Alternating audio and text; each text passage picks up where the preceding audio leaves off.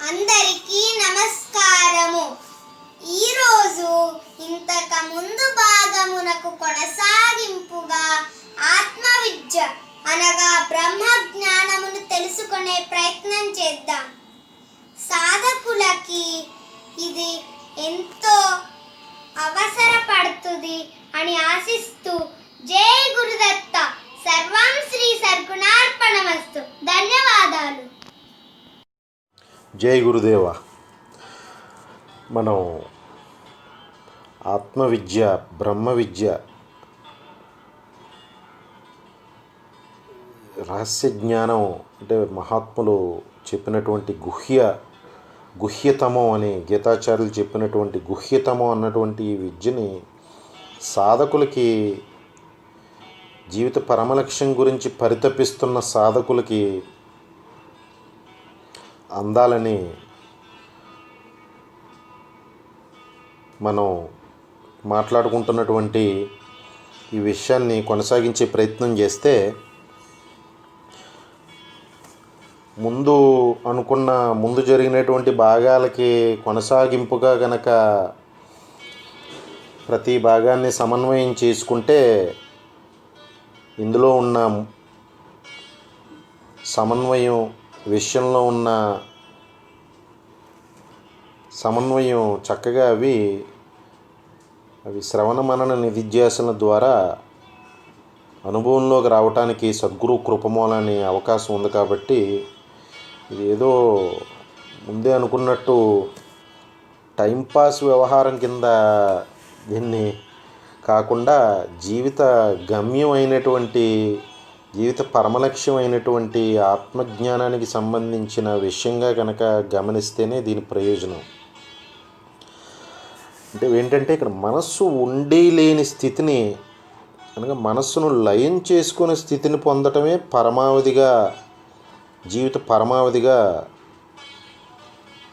చెప్తూ ఉంటారు. దానివల్ల ఏంటంటే దృక్వస్తు గోచరం అవుతుందని.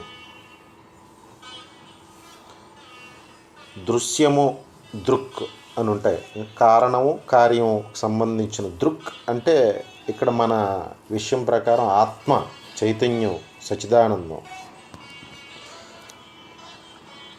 మనస్సుని ప్రాణాయామాలు, ఆసనాలు, వివిధ రకాల సాధనల ద్వారా నిగ్రహించే ప్రయత్నం చేస్తారు సాధకులు. మనస్సు లయం అవుతుంది కాసేపు అక్కడ. కానీ మహాత్ములు, జీవన్ముక్తులు, సద్గురువుల స్థితి ఏంటంటే మనస్సు నాశనమైన స్థితి. అసలు మనస్సు అనేదే లేదు వారి దగ్గర. అంటే మనస్సు నాశనమైన స్థితి అన్నమాట. అంటే మనస్సు ఉండి ఉండని స్థితి అని కూడా అనుకోవాల్సి ఉంటుంది. అంటే మనస్సును ఉండి కూడా ఉండని స్థితికి తీసుకువెళ్ళటమే సాధన యొక్క పరమ లక్ష్యం. మరొక రకంగా అనుకుంటే, ముందుగా మనం అనుకున్నాం తన అహంకారాన్ని కాదు, ఆ అహంకార పరిత్యాగం కనుక జీవుడికి జరిగితే దేహం ఉండగానే తన ఆత్మస్వరూపుడిని అని అనుభవమై, ఆత్మవిద్య అనుభవమై జన్మచక్రం నుంచి బయటపడిపోతాడు ఆ జీవుడు అని చెప్పని అనుకున్నాం. దాన్ని మరొక కోణంలో సాధనాపరంగా గమనించే ప్రయత్నం చేస్తే, మహాత్ములు, జీవన్ముక్తులు మనస్సు ఉండి ఉండని స్థితిలో ఉంటారన్నమాట. మరి దేహంతో ఉన్న తర్వాత మనస్సు లేకపోతే సంకల్పం లేదు, సంకల్పం లేకపోతే కర్మ లేదు, కర్మ లేకపోతే ఫలితం లేదు. ముందే అనుకున్నట్టుగా ఈ ఆత్మజ్ఞానం, జీవన్ముక్త స్థితి జడమైన స్థితి కాదు, చైతన్య స్థితి. అది మహాత్ములు, సత్పురుషులు, సద్గురువుల్ని ఎవరు గమనించినా, ఎవరి కర్మల్లో, ఎవరు అనుష్ఠానంలో, ఎవరి కర్తవ్య నిర్వహణలో వారు ఉంటారు. కర్మని విడిచిపెట్టి మటుకు కూర్చోరు. కర్మ యొక్క ఫలాన్ని విడిచిపెట్టి భూమి మీద జీవన్ముక్తులుగా నడియాడతారని అనుకున్నాం మనం. అంటే అందుకని మనస్సుని ఉంటుంది, కానీ ఆ మనస్సు ఆభరణం కింద ఉంటుంది అన్నమాట వాళ్ళకి.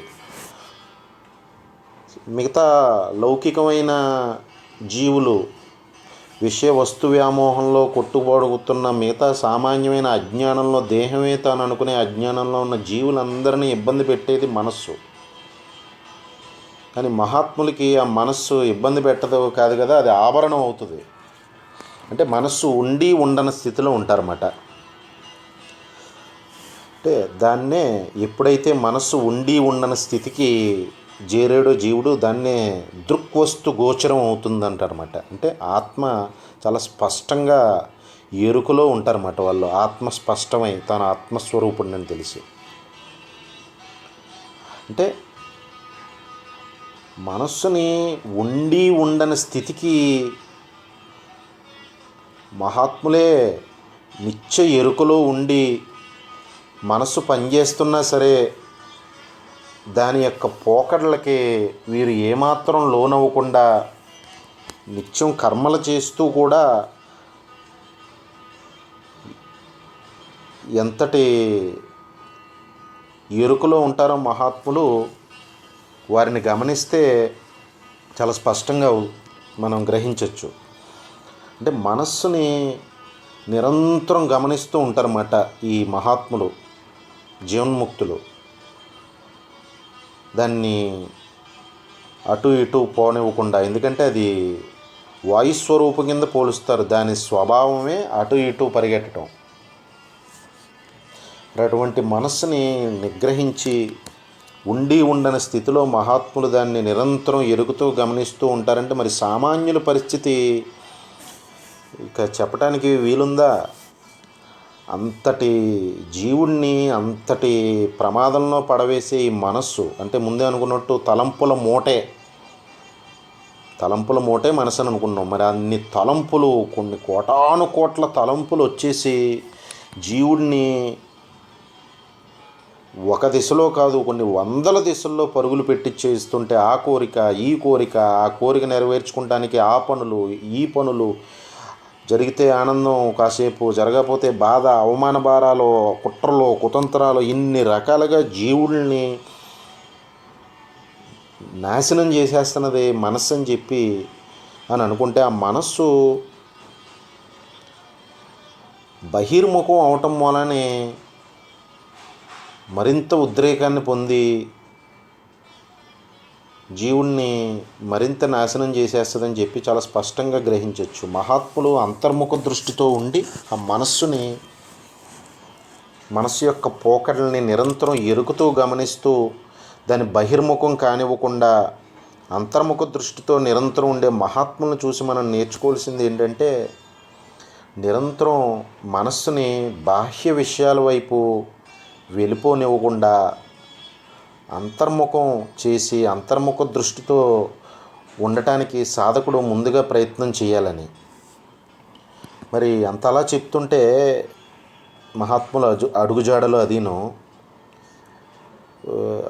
ఈ సాధన చేస్తున్నాం కానీ ఒక సినిమా కాస్త చూస్తే ఏం పోయింది కానీ అది వేరే సినిమానే కాదు, ఇంక వేరే రకమైన బాహ్యపరమైన విషయ వస్తు వ్యామోహానికి సంబంధించిన ఏ వైపైనా మనస్సును కనుక పరుగులు పెట్టిస్తుంటే జీవుడు ఆత్మ చైతన్యానికి దూరం అవుతున్నాడనే అర్థం.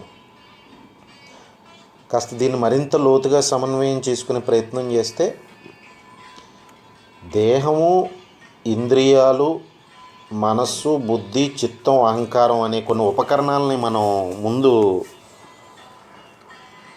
ఈ మూల సూత్రానికి సంబంధించిన ఉపకరణాలు వాటి మధ్యనున్న సమన్వయం తెలుసుకునే ప్రయత్నం చేసాం. అంటే ఏ జీవుడైతే తాను దేహాన్ని దేహాత్మ భావనతో ఉంటాడో అదే అవిద్య నేను అని, నేనే దేహం అనుకునే జీవుడు అహంకారం వేళ్ళూనికిపోయి ఉండి ఈ దేహేంద్రియ మనోబుద్ధి చిత్తహంకారాల ద్వారా జీవితాన్ని నాశనం చేసుకుంటాడో, సద్వినియోగం చేసుకుంటాం పోయని చెప్పి ముందు అనుకున్నాం. అంటే ఎవరైతే అజ్ఞానంలో, అంటే దేహమే నేను అనుకునే అహంకారంతో ఉంటాడో, ఈ భావనలో ఉన్నంతసేపు ఈ మనస్సుని నిగ్రహించే ప్రయత్నం సాధకుడు చేయవలసిందే. మరి మహాత్ములకి సాధన అనేది ఏమన్నా ఉందా? ఏమి వారే సాధన అయి ఉన్నారు. ఉన్న ఏకాత్మ పరబ్రహ్మ చైతన్యం దేహం ధరించి వస్తే అది మహాత్ములు, జీవన్ముక్తులు. వారికి సాధన ఏంటి? కారణం ఏంటంటే ఇది నోటి మాట, పొల్లు మాట కింద చెప్తున్నది కదా. మొన్నే మనం సమన్వయం చేసుకున్నాం చాలా స్పష్టంగా. తాను అహంకారాన్ని కాదని తాను నేను అనే మూలతలంపే తాను కాదని చెప్పి ఆ అజ్ఞానాన్ని ఛేదించినటువంటి జీవుడు జీవన్ముక్తుడయ్యాడని, ఆత్మతో తాదాత్మ్యం చెందాడని, ఇంకా ఆత్మతో తాదాత్మ్యం చెందిన తర్వాత జీవిత పరమలక్ష్యమే అదేని మనం చెప్పుకుంటున్నప్పుడు ఇంకా జీవుడికి, జీవన్ముక్త స్థితికి చెందిన జీవుడికి సాధన ఏముంటుంది ఇంకా? అందుకని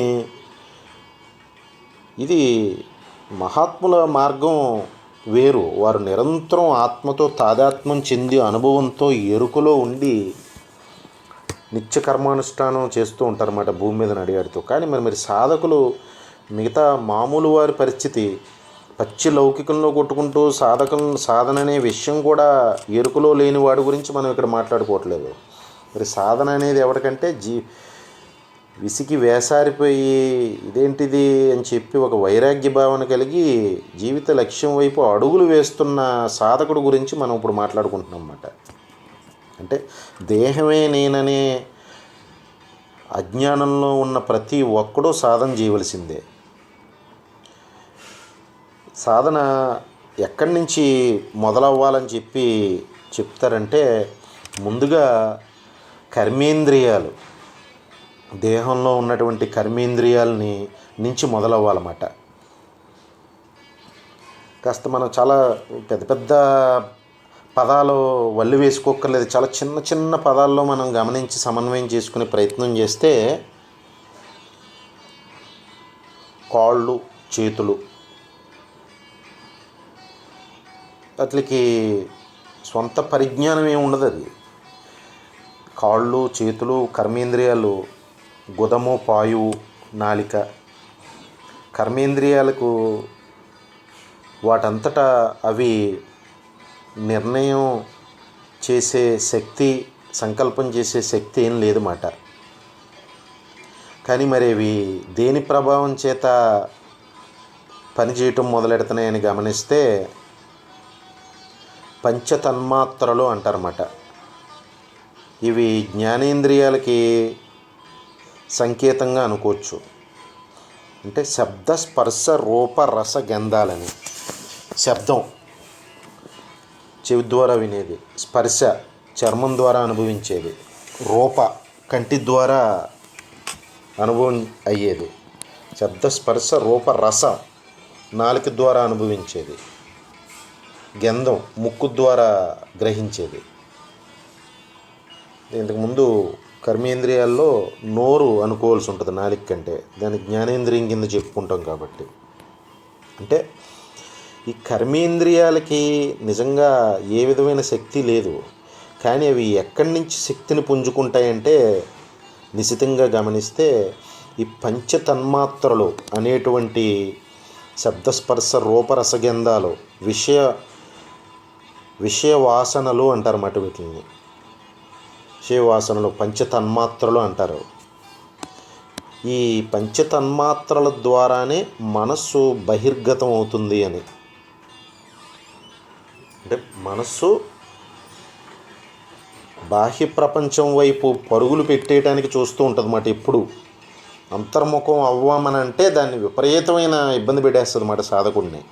కారణం దాని యొక్క లక్షణం ఏంటంటే ఈ పంచతన్మాత్రలు అంటే విషయ వాసనలు అని ఆధారం చేసుకుని జ్ఞానేంద్రియాలైనటువంటి మనం అనుకున్న కన్ను, ముక్కు, చర్మం, నాలుక, చెవులు, ఈ జ్ఞానేంద్రియాల ద్వారా జీవుడిని బాహ్య ప్రపంచం వైపు ఆలోచింపజేసేలా చేస్తుందన్నమాట. ఒక్క క్షణం కూడా అంతర్ముఖం అయ్యి ప్రశాంతంగా కూర్చుంటానికి వీలు లేకుండా చేసేస్తుందన్నమాట ఈ మనస్సు జీవుణ్ణి. అంటే సాధన ఎక్కడ మొదలవుతుందని చెప్తారంటే మహాత్ములు ముందుగా ఇంద్రియ నిగ్రహం నుంచి సాధన మొదలవ్వాలని. పెద్ద పెద్ద సాధనా మార్గాల గురించి తర్వాత మాట్లాడుకోవచ్చు. ముందుగా జీవుడికి వైరాగ్యం కలిగి జీవిత లక్ష్యం ఏంట్రా అని గమనించే ప్రయత్నం చేసి సద్గురువు అనుగ్రహం పొందడానికి సిద్ధంగా ఉన్న జీవుడు ముందుగా అడుగులంటూ వేయవలసింది ఏదన్నా ఉందంటే శాస్త్ర ప్రావీణ్యం పక్కన పెడితే ముందుగా ఈ ఇంద్రియ నిగ్రహాన్ని సాధించే ప్రయత్నం చేయమని చెప్తారన్నమాట. దానికే రకరకాల సాధనా మార్గాలు చెప్పారు. ఆ సాధనా మార్గాల యొక్క అన్ని ప్రయోజనం ఏంటంటే ఇంద్రియ నిగ్రహాన్ని సాధించటానికి.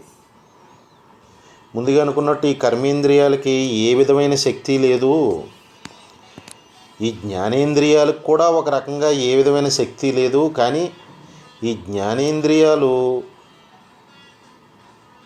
పంచతన్మాత్రల ద్వారా శక్తిని పుంజుకుంటాయి. తర్వాత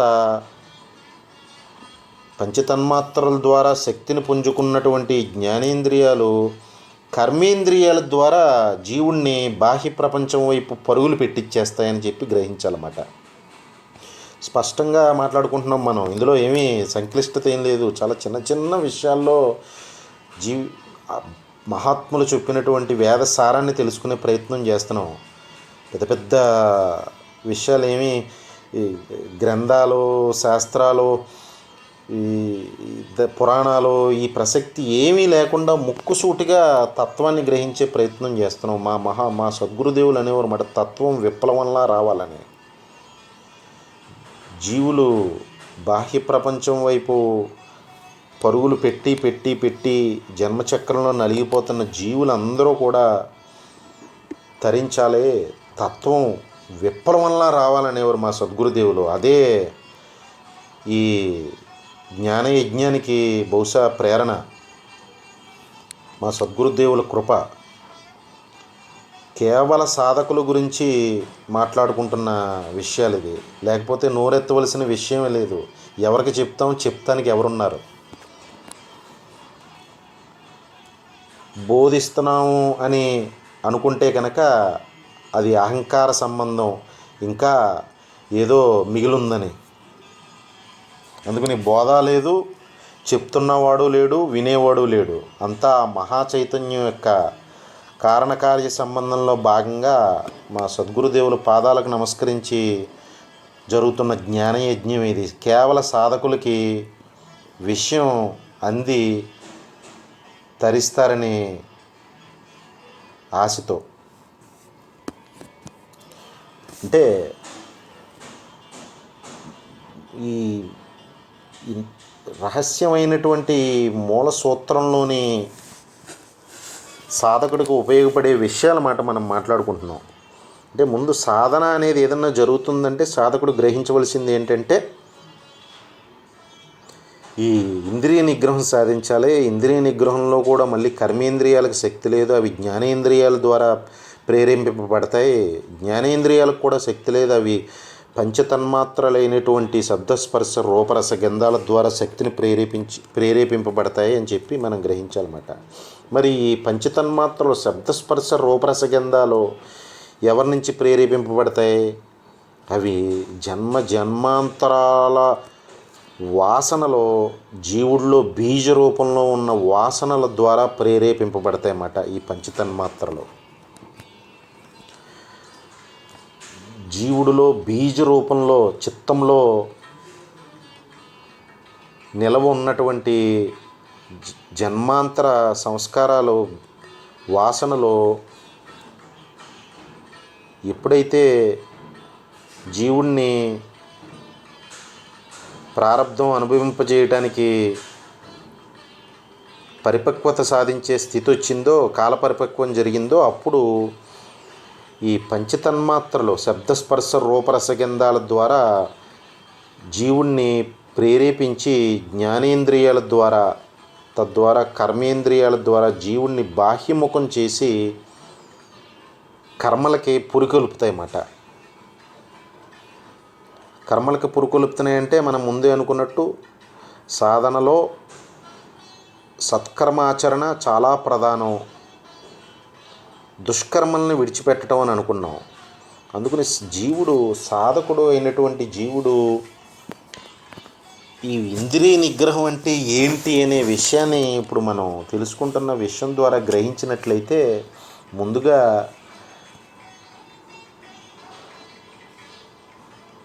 కంటి ఏది పడితే అది కంటి ద్వారా చూడటం, ఏది పడితే అది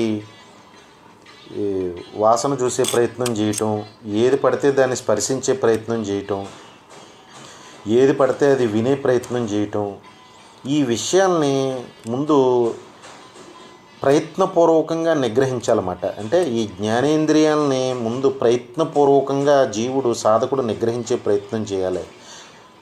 కంటికి ఏది కనపడితే అది చూసేయటం కాకుండా, ప్రతిదాన్ని స్పర్శించి అనుభవించాలని కోరుకోకుండా, నోటికి ఏది తినాలనిపిస్తే తినేయకుండా, ఇష్టం వచ్చిన ప్రతీదీ వినపడిందల్లా వినేయకుండా, ముక్కుకి కలిగిన ప్రేరణల్లా పీల్చకుండా, ముందుగా ప్రయత్నపూర్వకంగా కష్టంతో కూడుకున్న ఈ విషయాన్ని జీవుడు నిగ్రహించే ప్రయత్నాలు చేయాలన్నమాట. అంటే చూస్తుంటే అది భగవంతుడి రూపాన్ని చూసే ప్రయత్నం చేయాలి. వృధా విషయాల వైపు చూపుని పోనివ్వకూడదన్నమాట.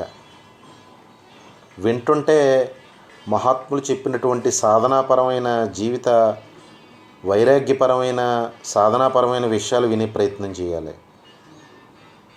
లౌకికులు చెప్పేటటువంటి పచ్చి కామక్రోధ లోభమోహ సంబంధపరమైన విషయాలు వినటానికి నిగ్రహించాలన్నమాట. స్పర్శించి కనపడే ప్రతి దాన్ని స్పర్శించి దాన్ని అనుభవించాలని కోరుకుంటే జీవుడు ముందే అనుకున్నట్టు ఇంద్రియ లోలత్వానికి గురై పాడైపోవడానికి అవకాశం ఉంటుందన్నమాట. అందుకని స్పర్శ జ్ఞానేంద్రియాన్ని, చర్మాన్ని ద్వారా ప్రేరేపింపబడేటువంటి స్పర్శ జ్ఞానేంద్రియాన్ని కూడా నిగ్రహించే ప్రయత్నం చేయాలన్నమాట. అంటే కామాన్ని, తత్సంబంధ విషయాల్ని కూడా నిగ్రహించే ప్రయత్నం చేయాలి. అలాగా ముందు ఈ ప్రధానమైనటువంటి కన్ను రూప పంచతన్మాత్ర శబ్దస్పర్శ రూపరసగంధాల్లో ప్రధానమైన ప్రమాదకరమైన తన్మాత్ర ఏదైనా ఉందంటే రూపదర్శనం అన్నమాట. కంటి ద్వారా జరుగుతుంది. దాన్ని కనుక నిగ్రహించి, ఎందుకంటే మనస్సు బయటికి పోతుందంటే ప్రధానంగా కంటి ద్వారా చూసేటువంటి విషయాల ద్వారా లోపలున్న వాసనలో ఉత్తేజం చెంది జీవుడిని ఉద్రేకపరుస్తాయి అన్నమాట. కర్మకే పురుకొల్పుతాయి. ఈ కర్మేంద్రియాల ద్వారా జీవుడిని కర్మ చేయిస్తాయి అన్నమాట. అందుకని ముందుగా కంటిని బాగా నిగ్రహించే ప్రయత్నం చేయాలి. ప్రతి దాన్ని చూసేయకుండా, కంటికి కనపడే ప్రతిదాన్ని, చూడకూడని విషయాలు ఏదన్నా ఉంటే అక్కడి నుంచి తప్పుకుంటాం. చూసే విషయం ఆహ్లాదకరమైనటువంటి, పవిత్రమైనటువంటి, భగవత్ సంబంధమైన విషయాలను చూస్తుంటే ముందుగా ఈ వాసనల యొక్క ఉధృతి తగ్గుతుందన్నమాట. ఎప్పుడైతే వాసనల ఉధృతి తగ్గి పంచతన్మాత్రలకి శక్తి అందకుండా, జ్ఞానేంద్రియాలకి శక్తి అందకుండా ఉందంటే కనుక జీవుడికి ముందు మనశ్శాంతి కుదిరి ఒకచోట నిగ్రహంతో ఉండటం అలవాటు అవుతుంది. అందుకని సాధనకు సంబంధించినటువంటి ఇంద్రియ నిగ్రహం గురించి మాట్లాడుకుంటున్నాం అన్నమాట. మనం సాధన ఎక్కడైనా మొదలయ్యేది ఏదన్నా ఉందంటే అది ఇంద్రియ నిగ్రహంతో. ఇప్పుడు మనం గ్రహించే ప్రయత్నం చేస్తున్నటువంటి ఇంద్రియాల మధ్యనున్న సమన్వయంతో. ఎందుకు కర్మేంద్రియాలకి శక్తి లేదు, దాని అంతటా అని అనుకున్నామంటే, చేతులు, కాళ్ళు ఇవన్నీ ఏదన్నా తలంపు జ్ఞానేంద్రియం ద్వారా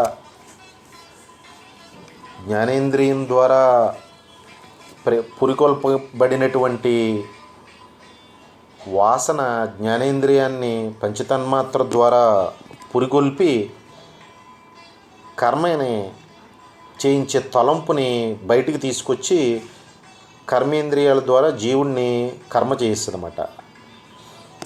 మరి ఆ కర్మ సత్కర్మ చేసి సత్వగుణ ప్రధానమైన సద్బుద్ధితో సత్సంకల్పం చేసి సత్కర్మలు చేసి చిత్తశుద్ధికి కారణభూతం అయ్యేలాగా సాధకుడు ఉండాలి తప్పితే జ్ఞానేంద్రియాలు చెప్పినట్టు ప్రతీదీ చేసేయకుండా ప్రయత్నపూర్వకంగా వాటిని ముందు నిగ్రహించే ప్రయత్నం చేయటం సాధనలో ఎంతో ప్రధానం. మహాత్ములకి ఈ సాధన, ఈ ఇంద్రియ నిగ్రహం అనేటువంటి విషయాలతోటి ఏ విధమైన ప్రమేయం అవసరం కూడా లేదన్నమాట. కారణం ముందే గ్రహించినట్టు మూల సూత్రంలో ఈ అహంకారమే తాను కాదు అని అంటుంటే దానికి వచ్చే తలంపులు ఏమీ తాను కాదని, మనస్సుకి ఏ విధమైన అస్తిత్వం లేదని గ్రహించి ఉంటారు. కాబట్టి మిథ్యాభూతమైనటువంటి మనస్సుని నిగ్రహించవలసిన అధోగతి మహాత్ములకి ఎందుకు ఉంటుంది, జీవన్ముక్తులకి ఎందుకు ఉంటుంది? మనస్సు లేనిది అది, కానీ అత్యంత శక్తివంతంగా జీవుడిని ఇబ్బంది పెట్టేస్తుంది. అది ఆ ఆత్మజ్ఞానం పొందే వరకు కూడా ఈ అహంకారం మనస్సు జీవుడిని చిత్రవద చేస్తూ ఉంటాయన్నమాట. అందుకనే సాధన అవసరం జీవుడికి, సాధకుడికి. జీవన్ముక్తులకి మహాత్ములకి ఆ అతీత స్థితిలో దేహేంద్రియ మనోబుద్ధి చిత్త అహంకారాలకు ఆవలనున్న ఆత్మతోటి తాదాత్మ్యం చెంది అనుభవంతో ఉండరు. కాబట్టి వాళ్ళకి సాధనతో పనే ఉంది, ఇంద్రియ నిగ్రహంతో పనే ఉంది వారికి. పైన చెప్పిన మనం ఇంతకుముందు అనుకున్నటువంటి క్రమానుగత పద్ధతి ద్వారా, అంటే ముందుగా ఇంద్రియ నిగ్రహం ద్వారా సాధకుడు సాధనలో అడుగులు వేసే ప్రయత్నం చేస్తుంటే, ముందు అనుకున్నట్టు మనం స్వప్రయత్నం, కాలపరిపక్వం, ఈశ్వర కటాక్షం అని సాధనలో మూల సూత్రం. ప్రయత్నపూర్వకంగా స్వప్రయత్నం సాధనలో జీవుడు చేస్తూ మొదలెడుతుంటే కాలపరిపక్వం అనేది ఒకటి వస్తుంది. సాధనలో చక్కటి సమయం పరిపక్వత చెంది ఈశ్వరుడు కటాక్షం మన గురించి ఎదురు చూస్తూ ఉంటుందన్నమాట. ఆ ఈశ్వర కటాక్షం పొంది గురుకృప పొందే సమయం తప్పకుండా వస్తుంది. అప్పటి వరకు సాధనని ప్రయత్నపూర్వకంగా కొనసాగించాలి, స్వప్రయత్నం ఉండాలి. పైనుంచి ఎవరో వచ్చేసి ఈ ఈ హస్తమస్తక సంయోగం అని ఈ మధ్యన కొంతమంది బయలుదేరారు మార్కెట్లో. హస్తమస్తక సంయోగం అని చెయ్యి నెత్తి మీద పెట్టి జీవుణ్ణి ఉద్ధరించేస్తారంట. అదే మనం మొన్న అనుకున్నటువంటి వీధికి ఒక గురువు, ఆత్మానుభవం లేనటువంటి కలియుగ ప్రభావం చేత ధన సంపార్జనే ధ్యేయంగా వీధికి ఒక గురువు బయలుదేరి సాధకులకి అగమ్య గోచరమైన స్థితి. ఇంతకుముందు మాట్లాడుకున్నాం దాని గురించి, ఇప్పుడు మాట్లాడుకోకర్లేదు.